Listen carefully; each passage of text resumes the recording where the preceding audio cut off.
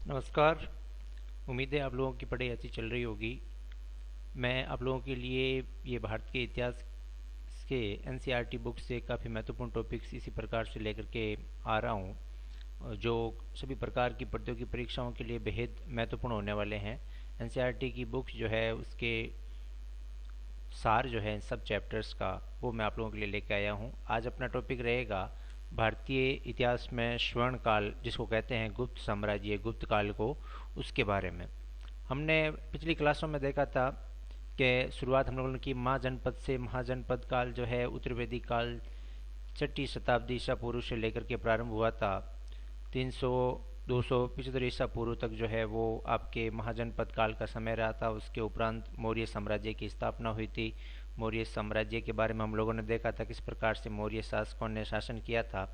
और मौर्य शासन जो है लगभग आपके, जिसमें 185 ईसा पूर्व तक मौर्य शासन रहा था।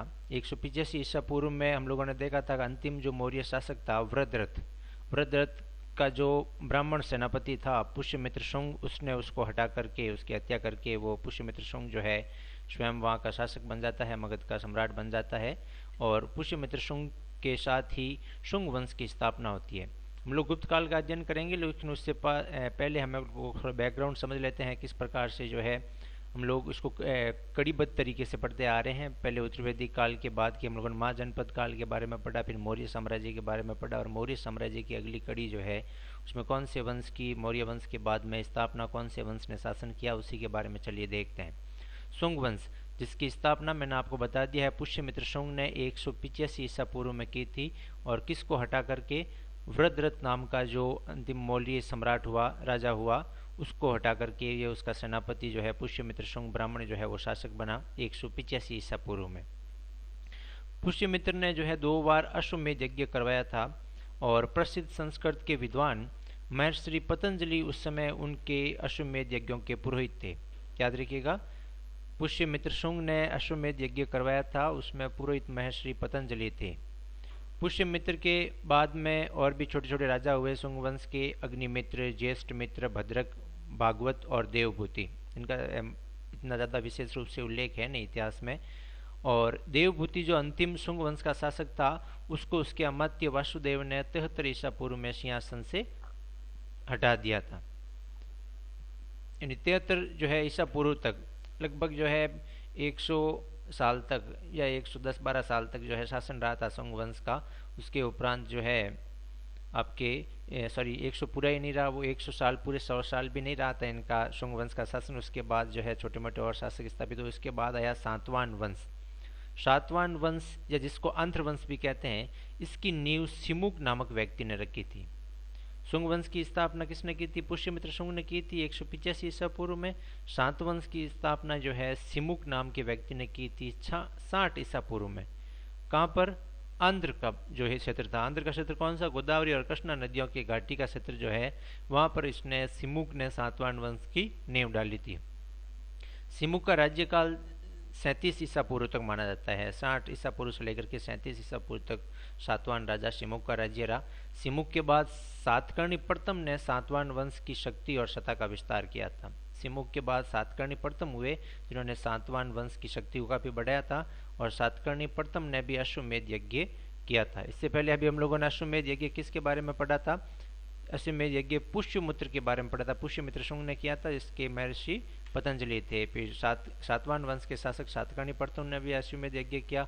सातकर्णी प्रथम की राजधानी गोदावरी नदी के तट पर स्थित प्रतिष्ठान थी। तो सातवान वंश के शासक थे सातकर्णी प्रथम, उनकी राजधानी कौन सी थी? प्रतिष्ठान, जो आधुनिक पैठन का क्षेत्र है, वो उनकी राजधानी थी सातवान वंश के शासकों की। सातकर्णी प्रथम की मृत्यु के बाद जो इसके पड़ोसी हैं, जहाँ शकवंश या पश्चिमी क्षत्रप जो वंश इनको कहते थे, इनके आक्रमण से सातवान वंश है वो उनका शासन काफ़ी कमज़ोर हो गया था। और इनका शकों के साथ में संघर्ष निरंतर चलता रहा। और बाद में सातवानों के जो 23वें शासक हुए, गौतमी पुत्र सातकर्णी, इन्होंने जो है पश्चिमी क्षत्रप है या शकवंश के शासकों को नष्ट करके अपनी स्थिति को वापस थोड़ा मजबूत किया था। और इस जो है बाद में फिर से वापस जो है पश्चिमी क्षत्रप है या शक है, उनके रुद्र दामन ने है वापस जो है सत्ता सातवाहन वंश के शासकों से अपने क्षेत्रों को वापस छीन लिया था। तो हम देखते हैं सातवाहन वंश के शासकों और पश्चिमी क्षत्रप वंश है या शक वंश है, उनके बीच में संघर्ष निरंतर चल रहा था। फिर गौतमीपुत्र सातकर्णी के बाद और भी शासक हुए, लेकिन 27वें जो शासक हुए यज्ञश्री सातकर्णी, इन्होंने उज्जैन के शत्रुओं से कुछ भूभाग वापस जो है पश्चिमी क्षत्रपों से अपने भूभाग वापस छीन लिए थे। और इसी ने जो है मुद्राएं भी चलाई थी यज्ञश्री ने, और उसकी मुद्राओं में जलपोत भी अंकित है। तो इससे ये प्रतीत होता है कि उनका साम्राज्य समुद्र तक फैला हुआ था सातवाहन वंश के शासकों का। सातवाहन वंश के शासक हिंदू धर्म के अनुयायी थे। वे हिंदू धर्म की उसमें जो आस्था थी वो हिंदू धर्म की उपासना करते थे। इन्होंने सर्वप्रथम ब्राह्मणों को भूमि दान करने की प्रथा प्रारंभ की थी। किन्होंने? सातवाहन वंश के शासकों ने। इसके अलावा इन्होंने बहुत से चैत्य और विहार बनवाए थे, जिनमें कारले का चैत्य बहुत प्रसिद्ध है, जो 40 मीटर लंबा और 15 मीटर ऊंचा है। तो ये था सातवाहन वंश का संक्षिप्त इतिहास। किस प्रकार से मौर्य वंश के उपरांत शुंग वंश और सातवाहन वंश के शासकों ने शासन किया था। उसके बाद जो है का काल भारत में गुप्त साम्राज्य या गुप्त काल कहलाता है। 275 ईस्वी से लेकर के 550 ईस्वी तक का काल है वो गुप्त काल कहलाता है। इस मैप के माध्यम से मैंने आपको ये समझाने का प्रयास किया है कि गुप्तों का साम्राज्य का विस्तार कहाँ से कहाँ था। ये मुख्य तौर पर जो अलग अलग कलर में है, डार्क ब्लू कलर में, और ये जो है वो आपके चंद्रगुप्त प्रथम के शासन के समय उसने किस प्रकार से गुप्त साम्राज्य का विस्तार किया था, समुद्रगुप्त के समय का काल साम्राज्य विस्तार कितना था, या चंद्रगुप्त द्वितीय ने किस प्रकार से गुजरात और मालवा को गुप्त साम्राज्य में मिला करके एक विशाल जो है साम्राज्य का निर्माण किया था। हम लोगों ने देखा था इससे पहले जो है मोस्टली आपके मौर्य वंश का शासन जो है लगभग संपूर्ण भारत में जो है उसका विस्तार था, यहाँ पूरे के पूरे भारत में, और उत्तर जो है और उत्तर पश्चिम का जो अफगानिस्तान है, पाकिस्तान, वहाँ तक के क्षेत्रों तक भी मौर्य साम्राज्य का विस्तार था। उसके बाद जो है आपके गुप्त साम्राज्य, तो गुप्त साम्राज्य में किस प्रकार से ये तीनों जो है अलग अलग डिफरेंट कलर हैं वो उसमें आपके संपूर्ण भारतवर्ष के अधिकांश हिस्सों में जो है गुप्त वंशी शासकों का शासन था। उत्तर भारत में कुषाण सत्ता 230 ईस्वी के लगभग समाप्त हो गई थी। 275 से लगभग इनका शुरुआत मानी जाती है गुप्तों की।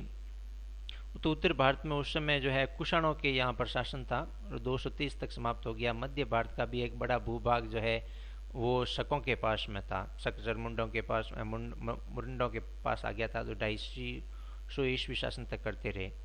फिर 275 ईस्वी में गुप्त वंश की स्थापना हुई। 275 ईस्वी में गुप्त वंश की स्थापना हुई, और गुप्त वंश का संस्थापक किसे माना जाता है? श्रीगुप्त को। श्रीगुप्त ने गुप्त वंश की नींव रखी थी। और समुद्रगुप्त ने प्रयाग प्रशस्ति इलाहाबाद के अभिलेख में जो है इस बात का उल्लेख भी किया है कि श्रीगुप्त जो है समुद्रगुप्त के परदादा थे, यानी समुद्रगुप्त श्रीगुप्त का ही प्रपौत्र हुआ था। श्रीगुप्त के बाद में उसका पुत्र जो है घटोत्कच गुप्त शासक हुआ, जिसने महाराज की उपाधि धारण की थी। इसके बाद उस समय तक तो इतनी ख्याति गुप्त वंश को प्राप्त हुई नहीं थी। उसके बाद जो है गुप्त वंश का विस्तार जो है चंद्रगुप्त प्रथम, समुद्रगुप्त और चंद्रगुप्त विक्रमादित्य के समय में इसका काफ़ी विस्तार हुआ था। गुप्त साम्राज्य काफ़ी शक्तिशाली जो है साम्राज्य बनकर के उभरा था। इसी सीरीज में सबसे पहला देखते हैं चंद्रगुप्त प्रथम, जिनका शासनकाल लगभग 320 ईस्वी से 335 ईस्वी तक रहा था। घटोत्कच के बाद उसका पुत्र चंद्रगुप्त प्रथम गुप्त वंश का शासक हुआ, जिसने महाराजाधिराज की उपाधि धारण की। चंद्रगुप्त के पिताजी थे घटोत्कच, ठीक है, और चंद्रगुप्त ने जो है महाराजाधिराज की उपाधि धारण की थी। और फिर उसने क्या किया? लिच्छवी वंश की राजकुमारी कुमार देवी से विवाह किया था। चंद्रगुप्त प्रथम ने ही 319 ईस्वी में शासक की हालांकि 320 में बनाया, इसने 319 ईस्वी में एक संवत चलाया था जो बाद में गुप्त संवत के नाम से प्रसिद्ध हुआ। गुप्त संवत की शुरुआत 319 ईस्वी में की थी। किसने की थी? चंद्रगुप्त प्रथम ने। ये इसके समय की महत्वपूर्ण बातें हैं। चंद्रगुप्त प्रथम के बाद उसका पुत्र जो है समुद्रगुप्त बना। समुद्रगुप्त सबसे प्रतापी राजाओं में से एक हुआ था गुप्त वंश के, जिसने अपने शासन की शुरुआत 335 ईस्वी में की थी। 380 तक इसने शासन किया था। गुप्त सिंहासन पर आप विराजमान रहे। समुद्रगुप्त चंद्रगुप्त प्रथम का उत्तराधिकारी बना, जो काफ़ी महत्वाकांक्षी था। उसका आदर्श दिग्विजय, एकीकरण और साम्राज्यवाद था। साम्राज्य का अधिक से अधिक विस्तार करने की इसकी महत्वाकांक्षा थी। और इसका दरबारी कवि हुआ हरिसेन, याद रखिएगा, काफ़ी प्रसिद्ध है। हरिसेन जो है जिन्होंने इलाहाबाद जो प्रशस्ति है अभिलेख, उसने जो है आपने लिखा था। इसने इसी में जो है कवि हरिसेन ने समुद्रगुप्त की सफलताओं का वर्णन किया है। कवि हरिसेन के द्वारा लिखा गया है इलाहाबाद प्रशस्ति या प्रयाग प्रशस्ति कह सकते हैं। ठीक है। इसके बाद देखिए समुद्रगुप्त ने अपने साम्राज्य का काफ़ी विस्तार किया और इसके द्वारा जीते गए क्षेत्रों को है 5 भागों में बांटा जा सकता है। उसने बड़े स्तर पर समुद्रगुप्त ने साम्राज्य का विस्तार किया तो 5 क्षेत्रों में इसको बांटा जा सकता है। गंगा यमुना दोआब के राज्य, फिर पूर्वी हिमालय के राज्य, पूर्वी विंध्य क्षेत्र के आटविक राज्य, पूर्वी दक्कन और दक्षिण भारत के राज्य और शक और कुषाण राज्य। हमने देखा था कि उत्तर भारत में कुषाणों का शासन था और मध्य भारत में शक थे, तो इन सबको भी मिला करके संपूर्ण जो है काफ़ी अधिकांशतः भारतवर्ष में आपने समुद्रगुप्त ने अपने साम्राज्य का काफ़ी विस्तार कर लिया था। उत्तर के भारत के जो कुषाण राज्य थे, मध्य भारत के जो शक राज्य थे, इनको भी अपने साम्राज्य में मिला करके जो है समुद्रगुप्त ने काफ़ी विस्तार किया था। इस आधार पर इसके क्षेत्रों को 5 भागों में बांटा गया है। इलाहाबाद प्रशस्ति, इलाहाबाद प्रशस्ति भी मैंने बताया था कवि हरिसेन के द्वारा। तो इलाहाबाद प्रशस्ति की विशेषता ये भी है कि इसका जो उत्कीर्णता है वो सम्राट अशोक के अभिलेखों पर ही इसी को उत्कीर्ण किया गया है और इसमें कहा गया है कि समुद्रगुप्त कभी भी अपने जीवन में कोई युद्ध नहीं हारा, ऐसा इलाहाबाद प्रशस्ति कहती है। और समुद्रगुप्त ने सिक्के भी चलवाए थे, तो समुद्र के सिक्कों से इस सिक्कों पर ये जो है लिखा हुआ मिलता है अश्वमेध पराक्रम, जिससे यह भी सिद्ध होता है कि समुद्रगुप्त ने अश्वमेध यज्ञ करवाए थे। वह स्वयं विविध प्रकार की कलाओं में निपुण था, ललित कलाओं में निपुण था और समुद्रगुप्त को कविराज के नाम से जाना गया है इतिहास में, कविराज। और साथ ही साथ जो है वो संगीत के भी प्रेमी थे। ऐसा कैसे साबित हो रहा है, उनके सिक्के जो हैं उसके ऊपर समुद्रगुप्त की वीणा बजाते हुए आकृति मिलती है, जिससे ये सिद्ध होता है कि वो संगीत प्रेमी भी थे और समुद्रगुप्त विष्णु के भक्त थे। तो ये थे समुद्रगुप्त के बारे में जानकारी। समुद्रगुप्त जो है चंद्रगुप्त प्रथम के उत्तराधिकारी हुए। इलाहाबाद प्रशस्ति जो है आप ही के समय में दरबारी कवि हरिसेन ने लिखी थी। आपके साम्राज्य को 5 भागों में बांटा जा सकता है और इलाहाबाद प्रशस्ति के अनुसार ही वो कभी युद्ध में नहीं हारे। आपने अश्वमेध यज्ञ भी करवाया, सिक्कों पर अश्वमेध पराक्रम लिखा हुआ मिलता है और आपको कविराज कहते हैं। ललित कलाओं में निपुण थे, संगीत कला में भी काफ़ी होशियार थे। आपके समय के सिक्के पर आपकी वीणा बजाते हुए की आकृति मिलती है, आप विष्णु के भक्त थे। समुद्रगुप्त के पश्चात शासक हुए चंद्रगुप्त द्वितीय 380 से 412 ईस्वी। ये समुद्रगुप्त के ही पुत्र थे चंद्रगुप्त द्वितीय, जिनका नाम देवराज और बलदेव गुप्त भी मिलता है। कहीं पर इनके नाम देवराज और बलदेव गुप्त भी मिलता है चंद्रगुप्त द्वितीय का। इन्होंने अपने राज्य के विस्तार के लिए विवाह संबंध स्थापित करने की नीति भी अपनाई थी। इसी नीति के अनुसार उन्होंने अपनी पुत्री का विवाह वाकाटक की राजा रुद्रसेन से कर दिया था।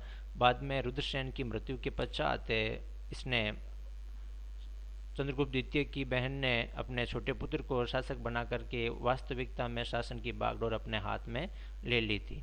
तो अपनी पुत्री का विवाह जो है आपने वाकाटक के राजा रुद्रसेन से किया। फिर है चंद्रगुप्त द्वितीय ने पश्चिमी मालवा व गुजरात को भी जीत लिया था। अभी हम लोगों ने मैप में देखा ही था कि चंद्रगुप्त द्वितीय ने अपने जो है ये मालवा का और गुजरात का जो क्षेत्र है वो गुप्त साम्राज्य में मिला लिया था, वो किया था चंद्रगुप्त द्वितीय ने। उज्जैन को उसने द्वितीय राजधानी बनाया था। इसमें पाटलिपुत्र थी, उसके बाद में जो है उन्होंने अपने उज्जैन को गुप्त साम्राज्य की द्वितीय राजधानी किसने बनाया था? चंद्रगुप्त द्वितीय ने। शक विजय के पश्चात उसने विक्रमादित्य की उपाधि धारण की थी। आप चंद्रगुप्त विक्रमादित्य के नाम से ज़्यादा प्रसिद्ध हैं भारतीय इतिहास में। तो आपने शकों के ऊपर विजय प्राप्त करने के पश्चात विक्रमादित्य की उपाधि धारण की। तो ये गुप्त वंश के शासकों में चंद्रगुप्त द्वितीय थे, जिन्होंने 380 से 412 ईस्वी तक शासन किया था। आप समुद्रगुप्त के पुत्र थे, देवराज बलदेव गुप्त के नाम से भी मिलते हैं। आपने विवाह संबंध स्थापित किए और पश्चिमी मालवा गोवा गुजरात पर विजय भी प्राप्त की थी और उज्जैन को द्वितीय राजधानी बनाया था और विक्रमादित्य की उपाधि आपने शकों पर विजय के पश्चात धारण की थी। फिर उसके उपरांत है कुमारगुप्त महेंद्रादित्य। कुमारगुप्त महेंद्रादित्य चंद्रगुप्त द्वितीय के ही पुत्र थे और आपकी मेन विशेष जो है इतिहास में आपको याद किया था, आपने ऐसा माना जाता है कि आपने ही नालंदा विश्वविद्यालय की स्थापना की थी। तो नालंदा विश्वविद्यालय के संस्थापक माना जाता है कुमारगुप्त को। इसके अलावा आपके उनका राज्य सौराष्ट्र से बंगाल तक फैला हुआ था और जीवन के अंतिम दिनों में आपको पुष्यमित्र के विद्रोह का सामना भी करना पड़ा था। नहीं, वो आप जो सोच रहे हैं पुष्यमित्र शुंग, वो नहीं है, ये पुष्यमित्र अलग है। उसके बाद आप शासन की बागडोर स्कंदगुप्त के हाथ में गई 455 से 467 ईस्वी तक। और जूनागढ़ अभिलेख से यह ज्ञात होता है कि स्कंदगुप्त ने महत्वपूर्ण कार्य क्या किया। जो मौर्यों ने झील बनवाई थी सुदर्शन झील के जीर्णोद्धार का श्रेय जो है वो आप स्कंदगुप्त को जाता है। और जूनागढ़ अभिलेख से ही ये भी ज्ञात होता है कि आपको म्लेच्छों के रूप में हुणों से काफ़ी जूझना पड़ा था। तो ये भारतीय इतिहास के स्वर्णिम पन्नों में से एक गुप्त साम्राज्य के सम्राटों के बारे में एक बार वापस देख लेते हैं। इनका कालक्रम किस प्रकार से रहा। चंद्रगुप्त प्रथम, उससे पहले गुप्त वंश की स्थापना श्रीगुप्त ने की थी 275 ईस्वी में। श्रीगुप्त के बाद में घटोत्कच शासक हुए, घटोत्कच के बाद में चंद्रगुप्त प्रथम हुए। लिच्छवी राजकुमारी कुमार देवी से विवाह किया 319 ईस्वी में। गुप्त संवत स्थापित किया चंद्रगुप्त प्रथम ने। उसके बाद इनके पुत्र समुद्रगुप्त हुए। समुद्रगुप्त इलाहाबाद प्रशस्ति इनके समय में कवि हरिसेन ने, और इनके द्वारा 5 जो है भागों में इनके साम्राज्य को बांटा जा सकता था। और कभी आपने युद्ध नहीं हारा, ऐसा इलाहाबाद प्रशस्ति में कहते हैं। अश्वमेध यज्ञ भी करवाए और इनको कविराज भी कहते थे। संगीत में काफ़ी निपुण थे, वीणा बजाते हुए की जो है एक आकृति देखी जा सकती है। विष्णु के भक्त थे। फिर चंद्रगुप्त विक्रमादित्य देवराज बलदेव गुप्त के नाम से भी जाने जाते हैं। इन्होंने मालवा और गुजरात को हराया और उज्जैन को राजधानी बनाया। फिर कुमार गुप्त का मुख्य कार्य क्या है, नालंदा विश्वविद्यालय की स्थापना की। और लास्ट में है स्कंदगुप्त, जूनागढ़ अभिलेख से ज्ञात होता है कि स्कंदगुप्त ने ही मौर्यों द्वारा स्थापित सुदर्शन झील का जीर्णोद्धार करवाया था। ओके मित्रों, बने रहिए हमारे साथ। फिर से आप लोगों के लिए अच्छे अच्छे टॉपिक इसी प्रकार से लेके आता रहूँगा। आप इन जो है कंटेंट को शेयर करना और चैनल को सब्सक्राइब करना ना भूलें। थैंक